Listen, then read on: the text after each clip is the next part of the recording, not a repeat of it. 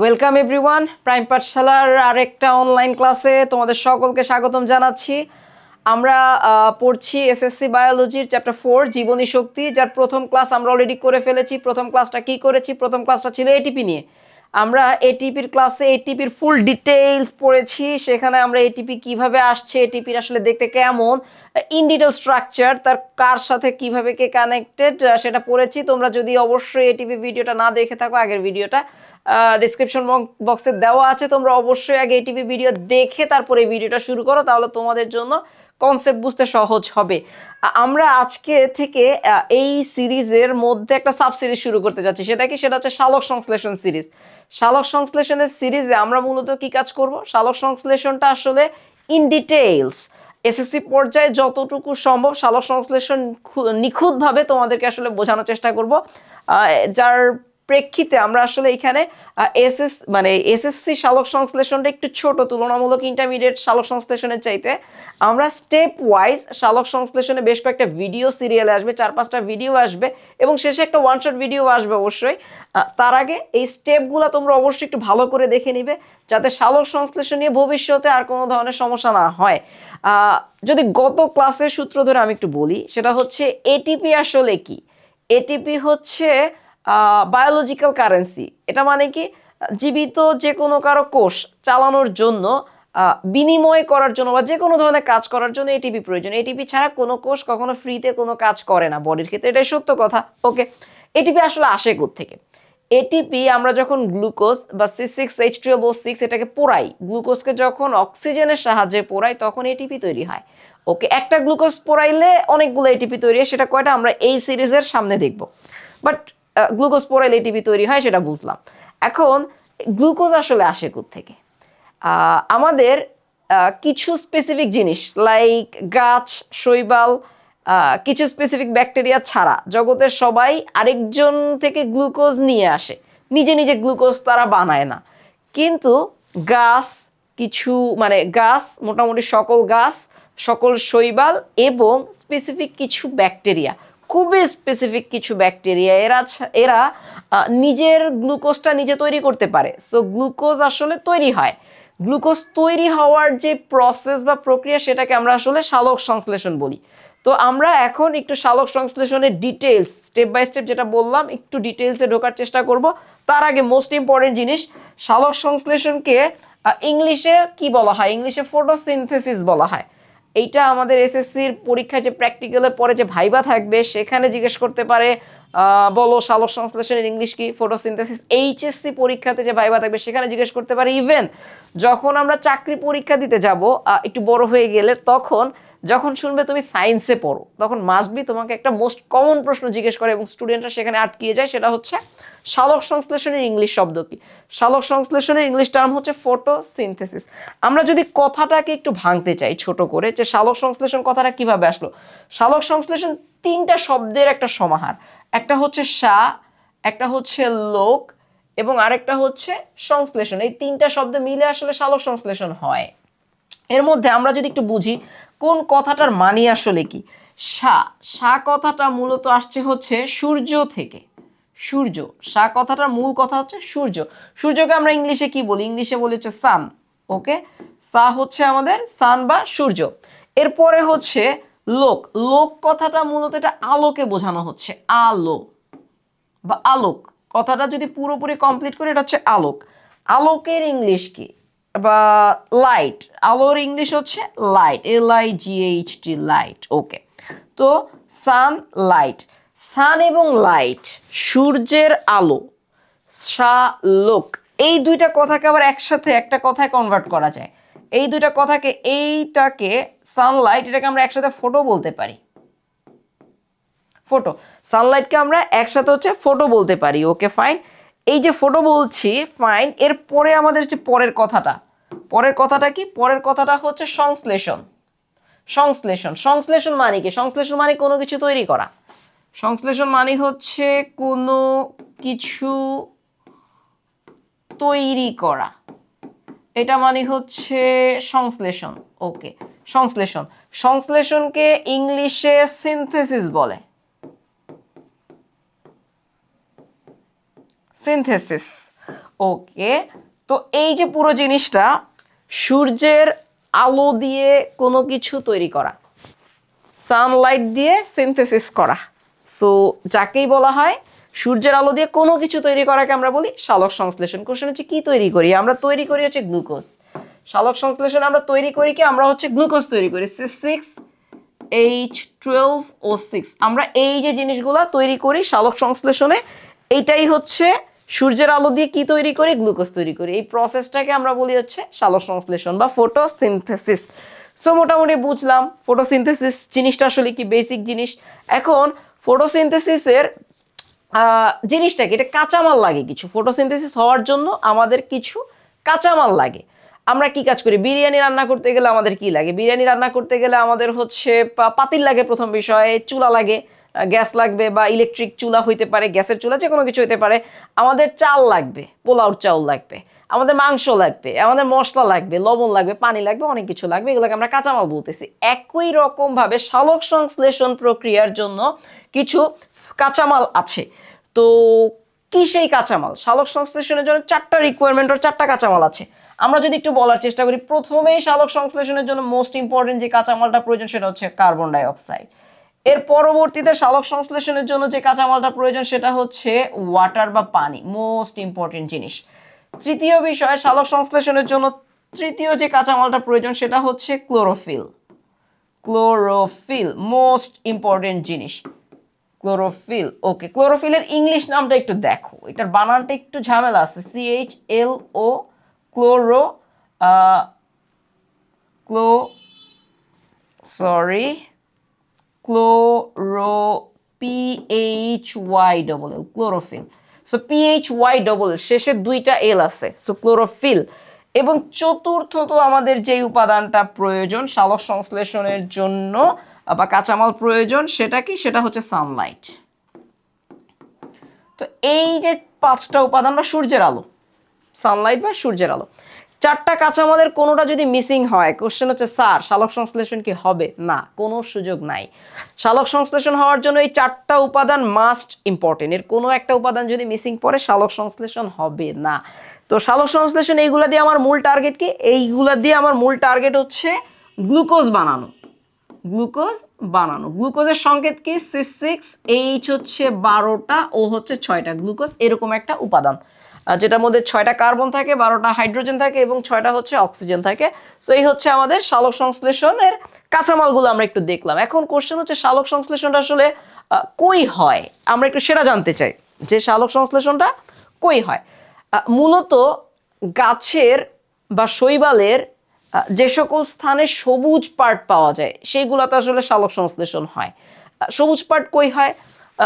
গাছের পাতা হচ্ছে সবুজ, সো গাছের পাতার মধ্যে সালোক সংশ্লেষণ হয়।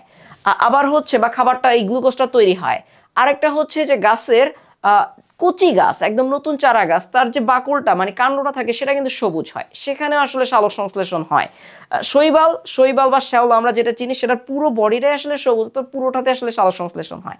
সো আমরা যদি ছোট্ট করে একটু ডিটেলস একটু বুঝতে চাই, সেটা হচ্ছে কি, পাতাটাকে আমরা মাইক্রোস্কোপের নিচে দেখলে এরকম দেখি।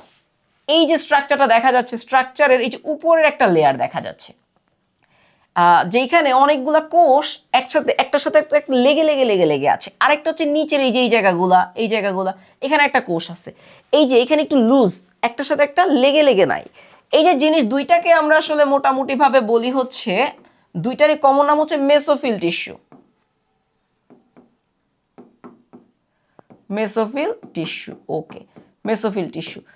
মেসোফিল টিস্যু মানে কি? মেসোফিল টিস্যু মানে তো টিস্যু, অনেকগুলো কোষ যেটা এক জায়গা থেকে উৎপন্ন হয় এবং একই ধরনের কাজ করে, সেটাকে আমরা টিস্যু বলতেছি। এটা নিয়ে আমাদের কোনো কনফিউশন নাই। গেল বিষয়টা হচ্ছে যে আমাদের মেসোফিল টিস্যুর যে কোষগুলো আছে, কোষগুলোর মধ্যে কিছু উপাদান আছে যেগুলাকে আমরা কোষীয় অঙ্গাণু বলি। তার মধ্যে একটা মোস্ট ইম্পর্টেন্ট উপাদান হচ্ছে এইটা, এটার নাম হচ্ছে ক্লোরোপ্লাস্ট।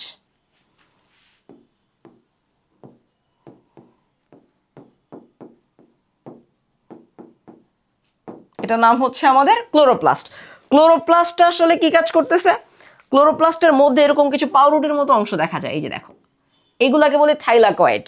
এগুলাকে বলি হচ্ছে থাইলাকয়েড। আমরা যদি একটু লিখি থাইলাকয়েড, ওকে, থাইলাকয়েড অনেকগুলো পাউরুটির মতো স্ট্রাকচার দেখা যাচ্ছে, এর বাহিরে যে ফাঁকা জায়গাটা আছে সেটাকে আমরা বলেছি স্ট্রোমা। ওকে, সো গাছের আসলে এই ক্লোরোপ্লাস্টের মধ্যেই আসলে শালক সংশ্লেষণ হয়। সো আমাকে কেউ যদি জিজ্ঞেস করে শালক সংশ্লেষণ কই হয়, শালক সংশ্লেষণ গাছের পাতায় হয় বা সবুজ অংশে হয়। সো সবুজ অংশের আসলে কোথায় হয়, সবুজ অংশের মেসোফিল টিস্যুর মধ্যে শালক সংশ্লেষণ হয়। মেসোফিল টিস্যুর এই যে মেসোফিল টিস্যুর আসলে কোথায় হয় বা কোষগুলোর মধ্যে কোথায় হয়, এক্স্যাক্টলি ক্লোরোপ্লাস্টের মধ্যে শালক সংশ্লেষণ হয়। সো অপশন যেরকম থাকবে আমরা সেরকম আসলে উত্তর দেওয়ার চেষ্টা করবো। সো আমরা আশা করি বুঝে গেছি যে শালক সংশ্লেষণ কই হয়, সেটা নিয়ে আমাদের আর কোনো কনফিউশন নাই। আমরা শালক সংশ্লেষণের বিক্রিয়াটা একটু দেখতে চাই যে এক্স্যাক্টলি শালক সংশ্লেষণের বিক্রিয়া কি, বিক্রিয়াটা আসলে কেমন সেটা বোঝার আগে শালক সংশ্লেষণ আমাদের টার্গেট কি, বিক্রিয়া মানে কি, টার্গেটটা কি, টার্গেট হচ্ছে আমাদের গ্লুকোজ বানাবো, অর্থাৎ C6H12O6 এটা বানাবো, এটা হচ্ছে আমাদের শালক সংশ্লেষণের টার্গেট। তো এটা বানানোর জন্য আমাদের কি প্রয়োজন, আমাদের 4টা কাঁচামাল প্রয়োজন। সো আমরা একটু 4টা কাঁচামালকে একটু লিস্ট করা শুরু করি, চলো। প্রথম বিষয় আমার সানলাইট, সূর্যের আলো প্রয়োজন, সানলাইট প্রয়োজন। দ্বিতীয় বিষয় আমার ক্লোরোফিল প্রয়োজন।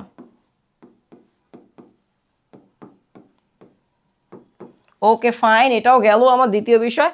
আমার কি প্রয়োজন, আমার আরেকটা মোস্ট ইম্পর্টেন্ট জিনিস প্রয়োজন, সেটা হচ্ছে আমার কার্বন ডাই অক্সাইড প্রয়োজন এবং আমার পানি প্রয়োজন। ওকে, সো আমরা যদি একটু ছোট করে সংখ্যা লিখতে চাই, একটু বেসিক জিনিসটা যদি একটু বুঝি, শালক সংশ্লেষণ কমপ্লিট করার জন্য 6টা কার্বন ডাই অক্সাইড প্রয়োজন, 12টা পানি প্রয়োজন। ফাইন, এখন এইগুলা মিক্সড আপ করলে 4টা জিনিস কাঁচামালগুলো যদি বিক্রিয়া করে তাহলে একটা গ্লুকোজ পাওয়া যায়। এখন ভাত রান্না করতে গেলে কি জানি আমরা, মার আসে অটোমেটিক, যে ভাত রান্না করতে গেছি মার ফ্রি পাইছি। একই রকম ভাবে গ্লুকোজ তৈরি করতে গেলে আমাদের ফ্রি কিছু জিনিসপত্র আমরা পাই। সেগুলা কি, ফ্রি জিনিসগুলা হচ্ছে আমাদের শালক সংশ্লেষণের ফ্রি জিনিস যেটা, সেটা কি, সেটা হচ্ছে কিছু পানি আমরা শালক সংশ্লেষণ এক্সট্রা ফ্রি পাই, তার সাথে কিছু অক্সিজেন শালক সংশ্লেষণ আমরা ফ্রি পাই। সো এই দুটা জিনিস শালক সংশ্লেষণে ফ্রি পাওয়া যায়।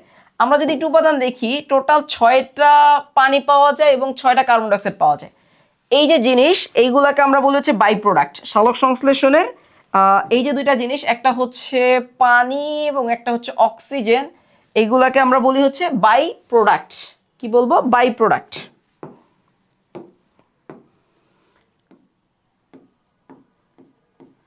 বাই প্রোডাক্ট মানে কি, বাই প্রোডাক্ট মানে হচ্ছে ওয়েস্ট ম্যাটেরিয়ালস, যেগুলো আসলে লাগতেছে না। ওকে, তো গাছ কি কাজ করে, পুরো ওয়েস্টটাকে তো আমরা ইউজুয়ালি বাসা বাড়িতে কি করি, ওয়েস্ট ফালাই দিই, কিন্তু গাছ আসলে ওয়েস্টটাকে ফালায় না। এখানে কিছু পরিমাণ অক্সিজেন গাছ নিজের মধ্যে নিজের শ্বসনের জন্য সে রেখে দেয়, বাকিটা পরিবেশে ছেড়ে দেয়। এবং সেই পরিবেশে ছেড়ে দেওয়া অক্সিজেন থেকে আমরা যে প্রাণীকুল সকলে বেঁচে আছি, আসলে এই অক্সিজেনের উপরে ভিত্তি করে আসলে আমরা বেঁচে থাকি। সো এই হচ্ছে গাছের মূল আমাদের যে শালক সংশ্লেষণ প্রক্রিয়ার বিক্রিয়াটা এরকম। এখানে একটা প্রশ্ন সকলে থাকতে পারে, একটা জায়গায় আমি সেই প্রশ্নের উত্তরটা আমি উত্তর দিয়ে দিচ্ছি, সেটা হচ্ছে এইখানে 12 অণু পানি আছে এবং এইখানে 6 অণু পানি আছে। বিষয়টা হচ্ছে যে একটা কথা প্রশ্ন আসতে পারে, সেটা এরকম যে স্যার এখানে 12 অণু পানি আছে, এখানে 6 অণু পানি আছে, আমি এইখানে 6 অণু বাদ দিয়ে এইখানেও 6 অণু বাদ দিই, তার মানে 6 অণু পানি দিয়ে বিক্রিয়াটা কমপ্লিট করলে হবে কিনা, বিক্রিয়াটা ভুল হবে। এই যে প্রশ্নটা, জাস্ট এই বিক্রিয়াটা লিখতে বলা হয়েছিল, ঢাকা ইউনিভার্সিটির একটা প্রশ্নই আসছে। ঢাকা ইউনিভার্সিটিতে যে অ্যাডমিশন টেস্ট হয়, অ্যাডমিশন টেস্টের রিটেনে একটা কোশ্চেন আসছে যে তোমরা জাস্ট বিক্রিয়াটা লেখো। সো এই বিক্রিয়ায় এই জন্যই আসলে সবচেয়ে বেশি নেগেটিভ পয়েন্ট খাওয়া হয়েছে, বা মোটামুটি সবচেয়ে বেশি নেগেটিভ খাইছে। এর কারণটা হচ্ছে যে শালক সংশ্লেষণে এক্স্যাক্ট শালক সংশ্লেষণে পানি 12টা প্রয়োজন, এবং পরবর্তীতে যখন বিক্রিয়া শেষ হয়ে যায় তখন 6টা পানি উৎপন্ন হয়। তো আমার আসলে বাদ দিয়ে কোনো কিছু লেখার কোনো সুযোগ নেই, এক্স্যাক্টলি এই বিক্রিয়াটা আমাকে লিখতে হবে।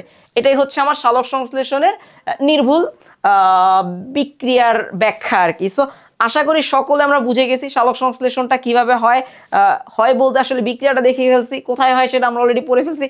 আমরা এখন একটু সামনের দিকে যেতে চাই। শালক সংশ্লেষণের যে 4টা কাঁচামালের মধ্যে মোস্ট ইম্পর্টেন্ট কাঁচামাল, সেটা হচ্ছে কার্বন ডাই অক্সাইড। কার্বন ডাই অক্সাইড সম্পর্কে একটা ইম্পর্টেন্ট ইস্যু জানতে চাই, সেটা হচ্ছে কার্বন ডাই অক্সাইড কোথায় থাকে। কার্বন ডাই অক্সাইড বাতাসে থাকে। বাতাসের কত পার্সেন্ট কার্বন ডাই অক্সাইড থাকে, বাতাস বা বায়ুমণ্ডলে আমার 0.03% কার্বন ডাই অক্সাইড থাকে। তার মানে কি পানিতে কি স্যার থাকে না কার্বন ডাই অক্সাইড? মাস্ট বি পানিতে কার্বন ডাই অক্সাইড থাকে, এবং মজার বিষয় হচ্ছে পানিতে কার্বন ডাই অক্সাইড বেশি থাকে। পানিতে 0.3% কার্বন ডাইঅক্সাইড থাকে। দেখো কোথায় বেশি, পানিতে কার্বন ডাইঅক্সাইডের পরিমাণ, পানিতে কার্বন ডাইঅক্সাইডের পরিমাণ বায়ুমণ্ডলের চাইতে বেশি। সো এইখানে কম, এটা মোস্ট ইম্পর্টেন্ট জিনিস। কেউ যদি জিজ্ঞেস করে বাতাসে কার্বন ডাইঅক্সাইড বেশি নাকি পানিতে কার্বন ডাইঅক্সাইড বেশি, মাস্ট বি আমার পানিতে হচ্ছে আমার কার্বন ডাইঅক্সাইডের পরিমাণ বেশি, এটা মনে রাখবো। ওকে, সো এটা যদি বুঝি, একটা ছোট্ট কুইজ টাইম। এখন আমরা একটা ছোট্ট কুইজ খেলতে চাই। কুইজটা কি, একটা ছোট্ট প্রশ্নের উত্তর দাও দেখি তোমরা পারলে। কুইজটা হচ্ছে যে কোন উদ্ভিদের সালোক সংশ্লেষণের হার বেশি, মানে কোন গাছগুলাতে সালোক সংশ্লেষণ বেশি হয়, সেটা কি স্থলজ উদ্ভিদ নাকি জলজ উদ্ভিদ? তোমরা যদি বুঝে গিয়ে থাকো এবং আগের স্লাইডটা যদি বুঝে গিয়ে থাকে, আমাদের কমেন্টে মাস্ট বি উত্তর দিবা। যদি ইউটিউবে দেখো ইউটিউবে উত্তর দিবা, অথবা হচ্ছে যদি ফেসবুকে দেখে থাকি মাস্ট বি ফেসবুকে উত্তর দিব। দেখি উত্তরটা আমি দেখবো এবং দেখার পার্সপেক্টিভে বুঝতে পারো তোমরা আসলে কতটা বুঝে গেছো। সো সালোক সংশ্লেষণের হার কোথায় বেশি, এটা আমাদের উত্তর। আমরা এখন বলবো না, আমরা কমেন্টে রিপ্লাই তোমাদেরকে উত্তর দিয়ে দিব, ঠিক আছে? এরপরে আমরা যেটা যেতে চাই, আমরা মূলত এখনই আসলে সালোক সংশ্লেষণের ইন ডিটেলস ভিতরে ঢোকার চেষ্টা করব। ওকে, তো সালোক সংশ্লেষণকে আমাদের 1905 সালে একজন ব্রিটিশ ফিজিওলজিস্ট বা শারীরতত্ত্ববিদ, ওনার নাম হচ্ছে ফ্রেডরিক ফ্রস্ট ব্ল্যাকম্যান, উনি দুইটা পর্যায়ে ভাগ করছেন। সালোক সংশ্লেষণকে একবারে শেষ করে দিব না। আমাদের যেমন দিন কি হয়, টোটাল 24 ঘন্টার দিন কি হয়, কিছু অংশ দিন থাকে কিছু অংশ রাত থাকে, সেম একই রকম ভাবে ফ্রেডরিক ফ্রস্ট ব্ল্যাকম্যান সালোক সংশ্লেষণকে উনি আসলে দুইটা ভাগে ভাগ করছেন, দুইটা পর্যায়ে উনি আসলে ভাগ করছেন। একটাকে বলতেছেন উনি আলোক পর্যায়,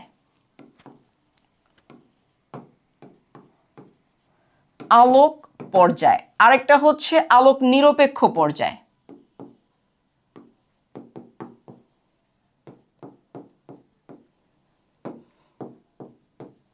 সো কি হয়, খুব সিম্পল, আমরা এই ভিডিওতে এই পর্যন্তই রাখবো।